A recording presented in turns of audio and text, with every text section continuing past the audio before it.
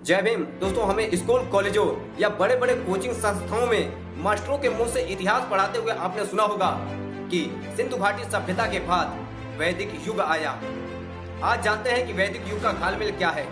ध्यान से सुनना और समझना। अगर सिंधु घाटी सभ्यता के बाद वैदिक युग आया तो आप खुद बताइएगा और सोचिएगा कि सिंधु घाटी सभ्यता नगरीय जीवन और वैदिक युग सभ्यता ग्रामीण जीवन। भला कोई भी सभ्यता नगरीय जीवन से ग्रामीण जीवन की ओर चल सकती है क्या? सोचो। दूसरी बात, सिंधु घाटी सभ्यता में लेखन कला विकसित थी और वहीं पर वैदिक संस्कृति में हमें पढ़ाया जाता है कि वैदिक युग में लेखन कला विकसित ही नहीं हुआ था। वैदिक युग में लोग मौखिक याद करते थे, लिखते नहीं थे। अब आप खुद बताइए और सोचिए, क्या ऐसा भी होता है क्या कि पढ़ी लिखी सभ्यता अचानक से अनपढ़ हो जाती है? क्यों? तीसरी बात, सिंधु घाटी सभ्यता में मूर्ति कला थी, फिर उसके बाद हमें ये पढ़ाया जाता है कि वैदिक युग सभ्यता में मूर्ति कला थी ही नहीं।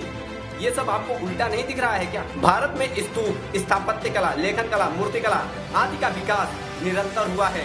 इसमें कहीं पर भी कोई गैप नहीं है। यदि इतिहास में ऐसा गैप आपको दिखाई पड़ रहा है तो वह वैदिक संस्कृति को भारतीय इतिहास में एजेंडा करने के कारण दिखाई पड़ रहा है। स्तूपों का इतिहास, लेखन कला का इतिहास, मूर्ति कला का इतिहास, सब कुछ सिंधु घाटी से लगातार मौर्य काल से आगे तक जाता है। बशर्ते आप लोग मान लीजिए कि सिंधु साम्राज्य से लेकर मौर्य साम्राज्य से आगे तक टूटती जुड़ती बौद्ध सभ्यता की कड़ियां थी। अब आप लोग खुद सोचिए।